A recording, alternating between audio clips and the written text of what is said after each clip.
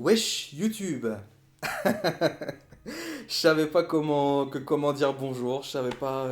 Ça fait longtemps que je me suis pas retrouvé devant ma caméra à papoter avec des abonnés. Ça fait bizarre, ça fait bizarre. Il va falloir que je me réhabitue. Bonjour tout le monde, bienvenue dans cette vidéo Top Film 2021 avec les flops. Bah je sais pas quoi dire pour commencer. 2021 niveau cinéma, j'ai trouvé que c'était une année très contrastée quand même. On a eu beaucoup de choses différentes, beaucoup de propositions, beaucoup de déceptions. Bon ça on va pas en parler, on va essayer de se concentrer sur le positif. Mais ouais, pour moi 2021 c'était pas une année de ouf. Je sais qu'il y a énormément de gens qui disent que 2021, enfin qui trouvent que 2021 c'était une année monumentale en termes de cinéma. Moi personnellement, j'ai pas vu grand chose, pour être honnête. Et ce que j'ai vu, j'ai rien vu de très renversant. Enfin voilà, mon dernier top était en 2019, je l'ai revu il y a pas longtemps. Je trouve que 2019 était une bien meilleure année en termes de cinéma que 2021. Après, ça n'engage que moi. Et j'ai pas vu grand chose, encore une fois. Bon, entrons dans le vif du sujet. Alors, on va commencer par les flops. Alors, les flops, je vais les faire très rapidement. Vous voyez, j'ai pas fait de vidéo flop. Donc, voilà, je vais vous lister les films qui sont dans mon flop. Je dirai un ou deux mots dessus et ensuite on passera au top en question. Alors, au niveau de mon flop, alors il y a des mentions honorables, hein, parce que voilà, il y a des mentions honorables. Il y a quatre mentions honorables. Alors, il y a Kingsman, évidemment, de Matthew Vaughn, que j'ai vu hier soir, voilà, qui m'a déchiré le cœur, hein. Spider-Man No Way Home, je trouve que ce film est ultra vide. Ça a marché au premier visionnage sur moi, le fanservice, etc. Mais je l'ai vu trois fois le film, et en fait, le film est vraiment vide. Il ne raconte quasiment rien. Et voilà, je trouve il est assez claqué, en fait. Je trouve que c'est le pire Spider-Man pour moi. Ensuite, nous avons Nobody. Nobody, film d'action John Wick-like par le réalisateur de Hardcore Henry. Voilà, c'était Osef, c'était vraiment pas fou. Bob Odenkirk, il a beau s'investir, c'est pas Keanu Reeves. Et Conjuring 3, voilà, Conjuring 3, hein, pas la peine d'épiloguer, je pense que ceux qui l'ont vu savent déjà. Alors on rentre dans le dur, numéro 10, Camelot. Voilà, Camelot, hein, j'ai jamais vu la série, et bon, le film n'est pas de grande qualité, quoi. Et même des gens qui ont vu la série trouvent que le film n'est pas d'une énorme qualité aussi. Donc voilà, pour moi c'était un très mauvais film, très mal réalisé, voilà. Numéro 9, Black Widow. Bon, Black Widow, l'un des pires films du MCU, hein, pas besoin de vous faire un dessin. Numéro 8, Spiral. Spiral, bah, le pire saut, hein, le pire saut. Morphine Time a envie d'en faire une vidéo d'ailleurs un jour pour pouvoir le dézinguer. Mon pote Amir aussi, donc voilà, je pense qu'un jour on lui fera prendre cher à celui-là. Numéro 7, Comment je suis devenu un super-héros. Bon, une proposition Netflix, sans grandes ambitions. Il n'y avait pas grand-chose. Moi, j'avais l'impression d'être devant une série policière française, en fait. J'avais l'impression d'être devant Scandale ou devant ces trucs-là. Enfin bon, c'était vraiment pas ouf et le côté super-héros était vraiment pas exploité. Limite, ils le mettaient sur le côté, ils avaient pas envie d'y aller, quoi. Numéro 6, Venom 2. Venom 2 que j'ai vu deux fois, attention. Je vous raconterai pas pourquoi, mais je l'ai vu deux fois et c'est claqué. Numéro 5, Godzilla vs Kong. Bon bah voilà, hein, là de beaux effets spéciaux ça fait pas tout. Il manque quand même un vrai metteur en scène derrière ce film parce que le rapport d'échelle il est pas du tout géré. C'est vraiment rincé, c'est claqué au sol. Le film vraiment je l'ai vu dans la douleur. Et à la fin du visionnage, je devais passer le reste de l'après-midi avec mon pote. J'ai dit non, non, je vais rentrer. Ça m'a scié. Numéro 4, Cruella. Cruella, très mauvais live action. J'ai hésité à en faire une vidéo, mais j'ai déjà fait Mulan, donc bon, on va s'abstenir. Numéro 3, Wonder Woman 1984. Voilà, j'en ai déjà parlé en vidéo. Euh, Horrible. Voilà, expérience horrible. Numéro 2, Mortal Kombat. Là, j'ai pas compris. Tu fais un film Mortal Kombat sans Mortal Kombat, à savoir le tournoi qui s'appelle le Mortal Kombat. Il y en a pas. Il n'y a pas de tournoi dans ce film. Donc, ça me rappelle le film Assassin's Creed, dans lequel il n'y avait aucune mission d'assassinat. Tu t'appelles Assassin's Creed. Donc voilà. J'ai pas compris et les combats étaient vraiment claqués. Et numéro 1 du flop, Army of the Dead, réalisé par Zack Snyder. Zack Snyder que j'adore, hein, qui est un super cinéaste, et là j'ai pas compris. J'ai adoré la première demi-heure, les 45 premières minutes, et après c'était la débandade. J'étais vraiment... voilà, l'ennui total, j'ai détesté ce film. À la fin il y avait Zombie de Cranberries, voilà, c'est tout. Sinon c'était nul, avec des couleurs criardes et un style qui va pas du tout à Zack Snyder, hein. Zack Snyder il a tenté d'aller ailleurs, la proposition est là, mais c'est mal écrit, c'est mal joué, et puis je suis désolé, c'est moche. Passons aux bons films de cette année, parce que des bons films, ouais, bah j'en ai pas vu des masses, je vous avoue, j'ai eu un peu de mal à remplir ce top, et même le numéro 10 du top que je vais vous donner dans quelques secondes, limite, limite, il mérite pas sa place, mais en vrai, il n'y a pas beaucoup de films que j'ai kiffé cette année. Donc numéro 10, Space Jam Nouvelle Ère. Ne quittez pas la vidéo, je vais vous expliquer. En fait, Space Jam Nouvelle Ère, je sais que c'est une pub pour Warner Bros. Et je sais qu'en fait c'est un film qui est assez vide et qui ne raconte vraiment pas grand chose, qui est juste là pour faire du fan service, faire une pub pour le catalogue de HBO Max, et c'est à peu près tout. Et le film en plus c'était une arlésienne, c'était un projet qui existait depuis plus de 10 ans. Depuis plus de 10 ans, ils ont pensé à une version où ils font du golf, ils ont pensé à une version où ils font des voitures, ils ont pensé à une version avec Jackie Chan. Finalement, ça c'est devenu les Looney Tunes passent à l'action. Et bah mine de rien, Space Jam Nouvelle Ère, je sais qu'il est claqué, je sais qu'il est mauvais, mais je l'ai vu 2 fois, et j'ai pris du plaisir parce que bah j'ai trouvé ça drôle, j'ai trouvé ça rythmé, j'aime les Looney Tunes, j'aime la manière dont ils sont introduits, je trouve que LeBron James est un meilleur acteur que Michael Jordan, la vanne avec Michael Jordan, rien que cette vanne-là, elle sauve le film, donc je comprends l'acharnement qu'il y a dessus, je comprends qu'on ne l'aime pas, je comprends même qu'on le déteste, et en vrai, je ne l'aime pas. Je vais pas dire que c'est un film que j'aime. J'ai pas envie de le défendre. Mais ça m'a diverti. Numéro 9, Suprême. Bah oui les gars, bah oui, étant un rappeur, enfin un rappeur, ex-rappeur, parce que j'ai pas écrit depuis très longtemps, mais ayant fait du rap, évidemment, j'étais obligé d'aller voir ce film et forcément je l'ai kiffé, je suis un immense fan d'NTM, j'adore ce groupe et forcément ce film-là, bah j'ai kiffé. Après il y a des bémols qui font que ce film-là n'est pas plus haut dans le top. Les bémols, c'est principalement bah, la fin, que je vais pas spoiler, mais la manière dont le film se termine, les dernières secondes du film, moi j'étais là en mode non, non, t'as pas le droit de faire ça. Et puis les performances live que je trouve pas folles. Mais à part ça, bah les acteurs, tout le monde le sait, sont incroyables, hein, ne serait-ce que quelqu'un qui a vu la bande-annonce, il a l'impression que c'est Joey Star et Cool Chain. Et puis bah l'histoire était vraiment cool, la relation qu'ils ont entre eux, la naissance de leur amitié, leur rivalité, les problèmes de Joey Star, enfin voilà, tout ça c'était plutôt bien fait. Moi j'avais vraiment l'impression au bout d'un moment d'être face à Joey Star et Cool Chain et non plus face à des acteurs. L'histoire est vraiment cool, ça se laisse suivre, les personnages sont attachants, c'est écrit aux petits oignons, c'est rythmé comme Jaja, donc forcément Suprême j'ai adoré, évidemment. Numéro 8, les Mitchells contre les machines. Et bah ce film d'animation, il était vraiment cool. Je dirais même qu'il était dans la veine des indestructibles, et c'est vraiment un compliment ce que je dis. Genre, j'ai kiffé en fait. J'ai kiffé, et j'ai pas grand chose à dire sur ce film. Ils ont une DA qui est dingue, des personnages qui sont hauts en couleur, des enjeux qui sont magnifiques. Les personnages doivent surmonter des épreuves tant au niveau personnel qu'au niveau mondial. Enfin, ce que je veux dire, c'est que les enjeux sont très bien reliés entre eux. Ce qui leur arrive en tant que famille avec leurs liens qui sont dysfonctionnels et ce qui arrive au reste du monde, et bah tout ça c'est lié de manière très organique. Et à la fin, bah t'es devant un spectacle, ouais, digne des indestructibles, voire juste un cran en dessous de Spider-Man Into the Spider-Verse. Et un cran en dessous de ce film, c'est quelque chose de balèze quand même, vous imaginez. Donc ouais, les Mitchells contre les machines, film Netflix, voyez-le si vous avez des enfants, voyez-le si vous êtes adulte. C'est très drôle, vous allez kiffer, il y a des idées de mise en scène très inventives, des personnages ultra attachants, c'est très coloré, c'est très funky, une tonne d'humour. Enfin voilà, c'est un bon dessin animé comme on en voit rarement aujourd'hui, donc les Mitchells contre les machines. Numéro 7, Bac Nord. Bah Bac Nord les gars, hein, Bac Nord, ouais je l'ai vu combien de fois, j'ai dû le voir au moins 3 fois tellement j'ai kiffé. Vraiment ce film a une réalisation complètement folle, voilà, à chaque fois je vais dire ce film a une putain de réalisation, normal on est dans le top.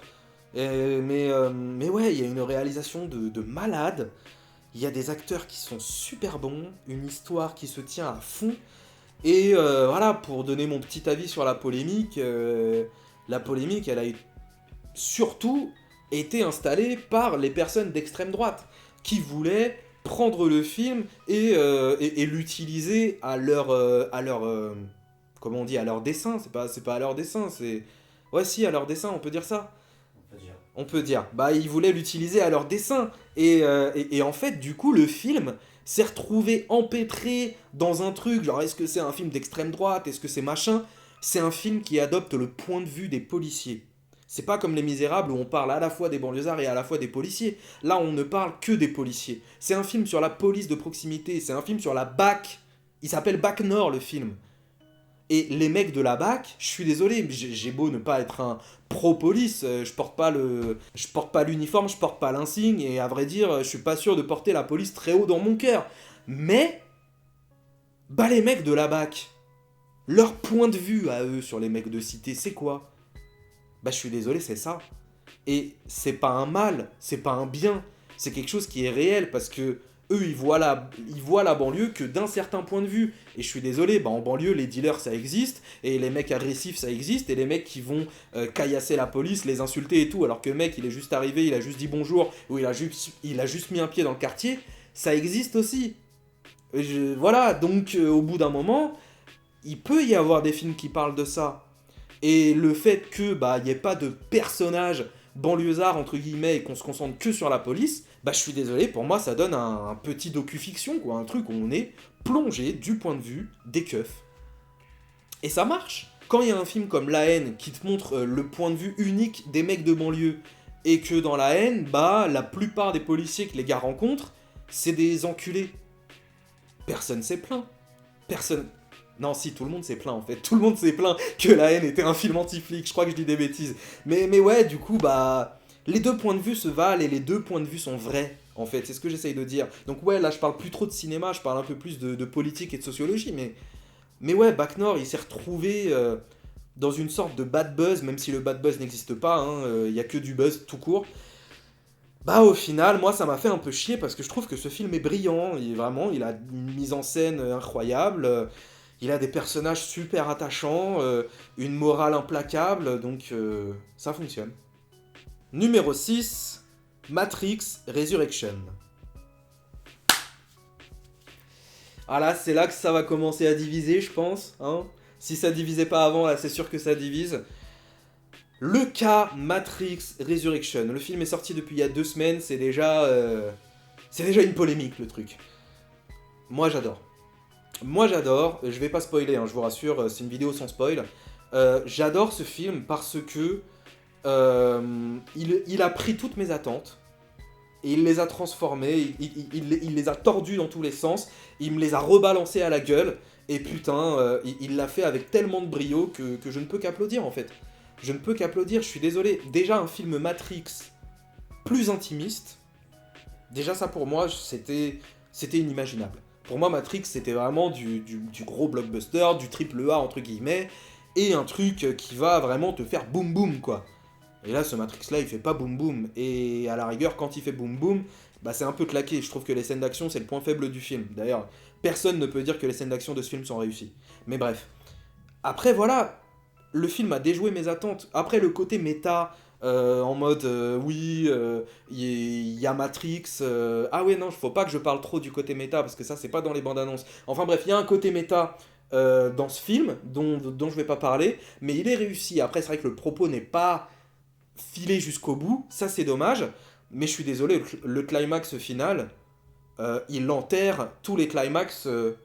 Non, il enterre la plupart des climax que j'ai vus cette année. Je suis désolé, le climax de Matrix 4, avec... voilà, ce qui... Ah putain, c'est relou de pas spoiler. Putain, vous l'avez vu ou vous l'avez pas vu? Vous l'avez vu, les gars, le film, vous l'avez vu, on peut parler du climax... Non, on parle pas du climax, mais il est dingue. Il est dingue, même s'il n'est pas exploité à 100% de ses capacités, le concept qu'ils ont développé pour ce climax, bah, moi j'ai adoré. Donc, voilà, revoir Neo, revoir Trinity, les raisons de leur présence, moi je les ai trouvées très crédibles. Ce côté très méta du film, j'ai adoré. Cette nouvelle colorimétrie, cette nouvelle photo, cette nouvelle image, cette nouvelle manière de filmer les personnages, moi j'ai bien aimé. Donc voilà, pour moi c'est très bien réalisé, c'est très bien écrit, ça m'a touché.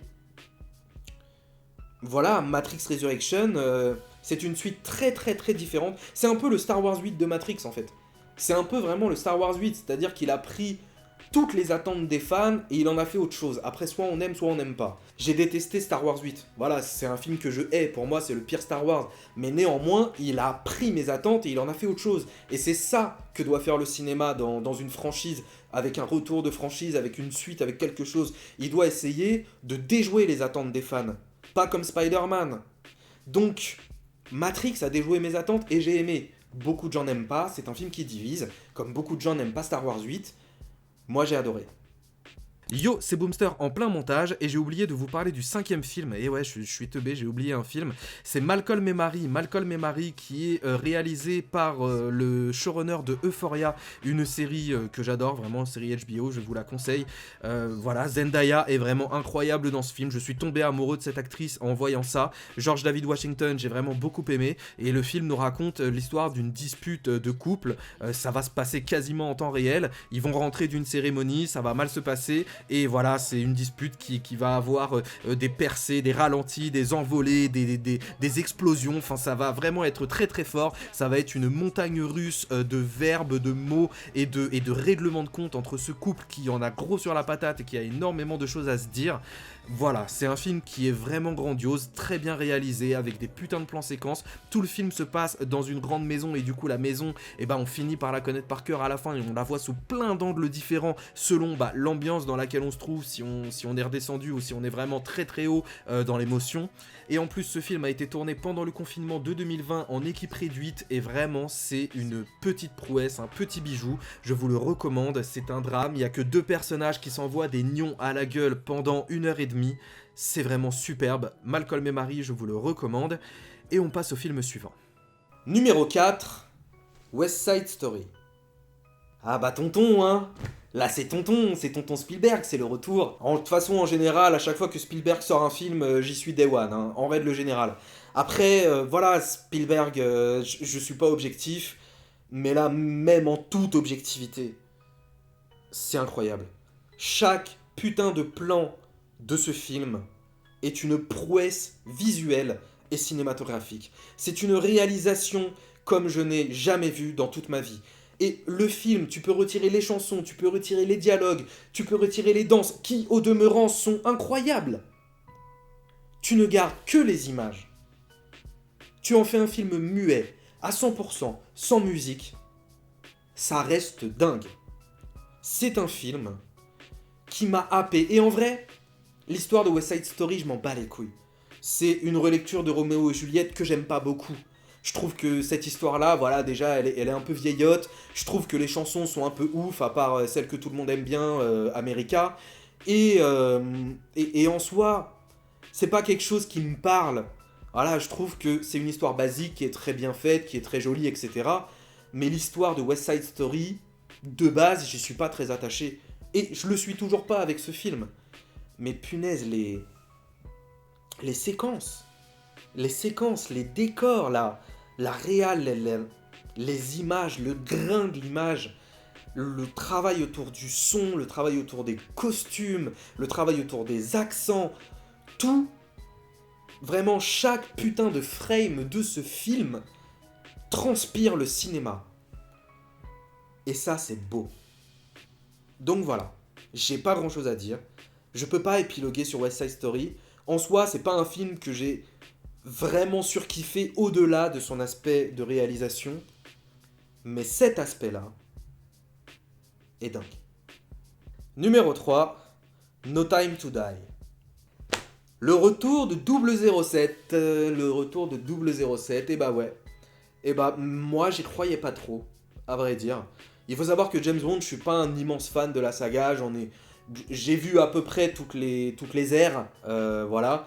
Mais, alors je suis loin d'avoir tout vu, mais j'ai vu au moins 2 films avec chaque acteur.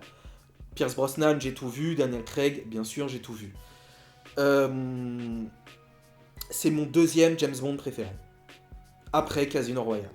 Et en fait, cette saga, débutée avec Casino Royale et qui se termine avec No Time to Die, bah il y a un film sur 2 qui est bon. Donc en fait, c'est une quinqualogie, il y a 5 films, donc on dit une quinqualogie je crois.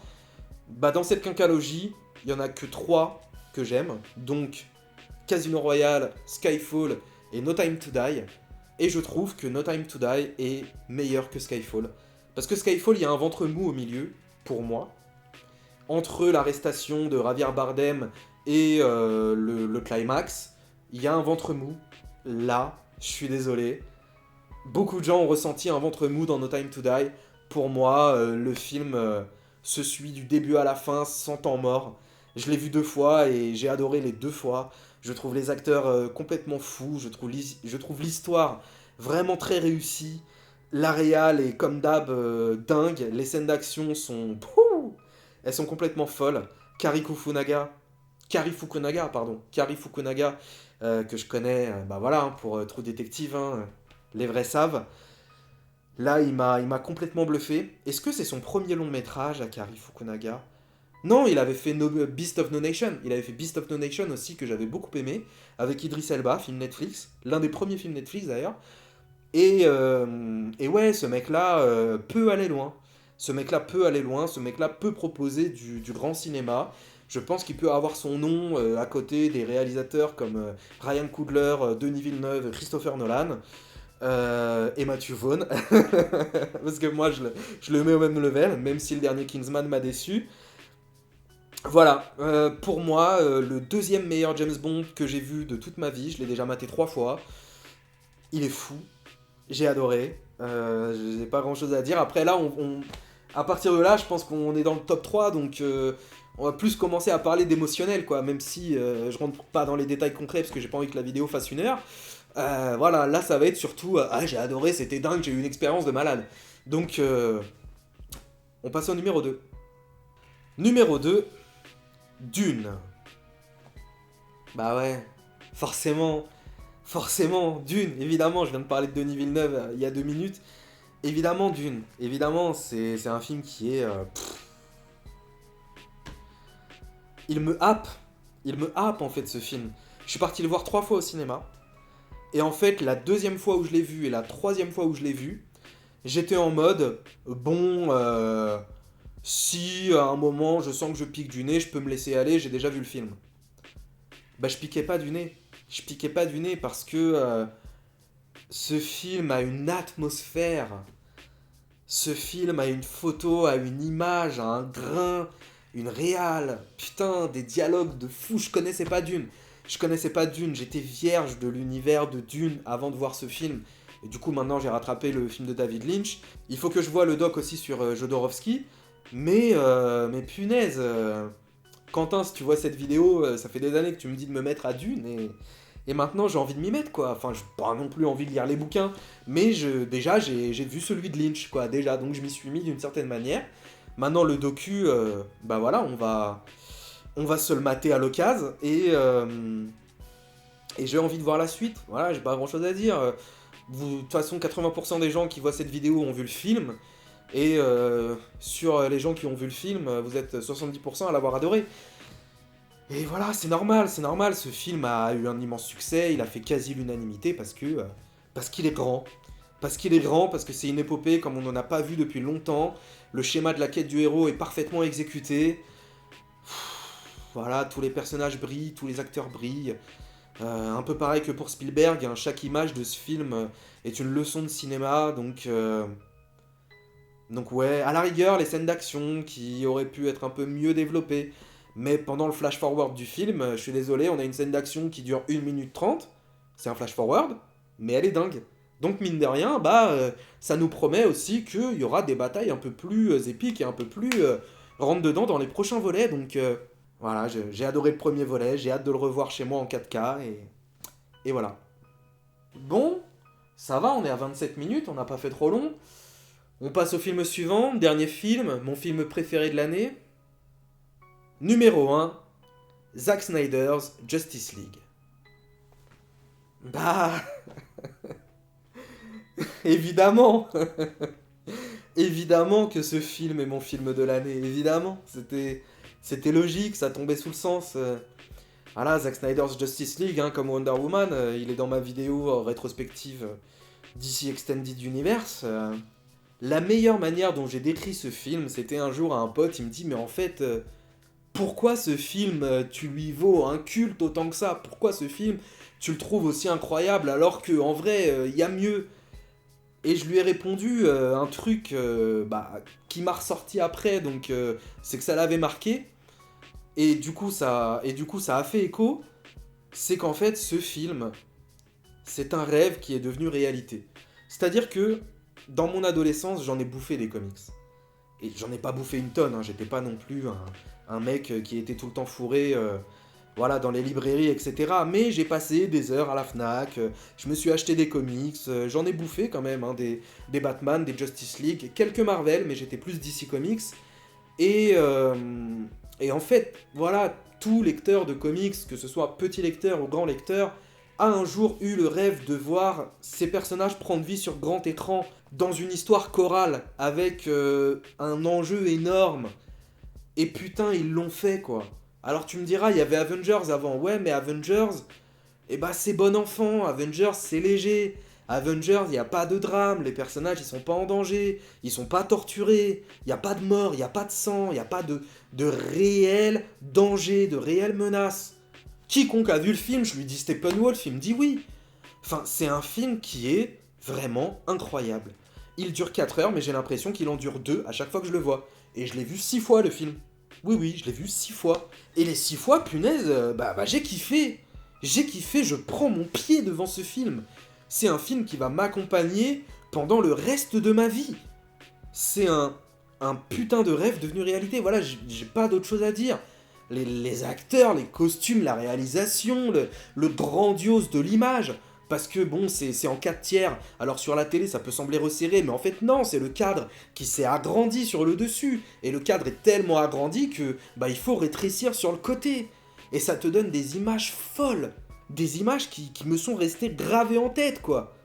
Vraiment, c'est un film qui me renverse, qui m'a renversé, qui me renversera encore. C'est le meilleur film de Zack Snyder, facile. C'est le meilleur film DC Comics, facile. Et c'est le meilleur film de super-héros. Il bat Spider-Man 2, il bat The Dark Knight, il bat Watchmen, il bat tous les Marvel, il bat qui tu veux. Il est dingue. Il est complètement dingue. Et le seul défaut que je donnerais à ce film, enfin que je dirais, c'est le fait qu'il nous tease une suite. Voilà. Parce que la suite, on n'est pas près de la voir. Après, peut-être qu'un miracle peut toujours arriver. Zack Snyder, il fait des trucs bizarres sur son Twitter en ce moment. On sait jamais. Mais voilà, moi je préfère me dire que l'histoire est terminée et qu'il n'y avait pas besoin de faire des reshoots pour nous teaser des suites. Parce que c'est ça en fait, hein, le film était fini et Zack Snyder a demandé 6 jours de tournage, il a tourné 2 nouvelles scènes juste pour teaser une suite. Alors qu'elle n'est pas censée arriver. Donc bon, si la suite arrive, je serai le plus heureux du monde, mais j'y crois pas. Après, à Warner Bros de me donner tort. En tout cas, voilà. Zack Snyder's Justice League, c'est un film qui me fait rêver, qui me transperce, qui me crève le cœur, qui me fait du bien, qui est ultra touchant, qui est ultra badass, qui respecte les personnages, le lore de DC Comics que j'aime infiniment. Donc ouais, c'est le plus beau cadeau qu'un lecteur de DC Comics pouvait avoir de la part d'un réalisateur et aussi d'un studio, même si la Warner a fait beaucoup de merde, mine de rien, c'est la Warner qui a donné son feu vert et qui ont décidé de nous offrir la Snyder Cut. Donc, malgré que ce soit des gros cons, merci Warner, merci Zack Snyder, merci Deborah Snyder, merci... Enfin bref, le mec il va remercier l'équipe complète. Merci pour ce film et merci pour le rêve que vous avez réussi à apporter à mon petit cœur. Voilà. On a fait le tour de ce top de cette année 2021, donc voilà, je suis quand même assez satisfait en termes de cinéma. Bon, habituellement, les autres années dans les tops, j'ai toujours des films qui se chevauchent, qui se bataillent.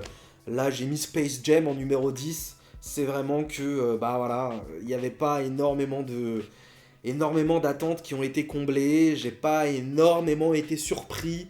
Après, j'ai pas vu énormément de films non plus, hein, je dois le dire. Il y a des films que je dois rattraper, comme Médecin de nuit, Promising Young Woman, enfin voilà, certains films aussi que j'ai pas eu que j'ai pas pris le temps de voir. En tout cas, merci d'avoir regardé cette vidéo, ça fait vraiment plaisir de se reposer dans son canapé, de parler à sa caméra, de parler avec les gens qui me suivent. Ça fait longtemps, parce que les vidéos écrites, c'est une autre mécanique. Donc là, je peux vraiment vous parler, prendre mon temps et tout, et ça faisait longtemps que je l'avais pas fait, donc ça fait plaisir. Donc voilà, j'espère que 2022 sera une année très belle en termes de cinéma.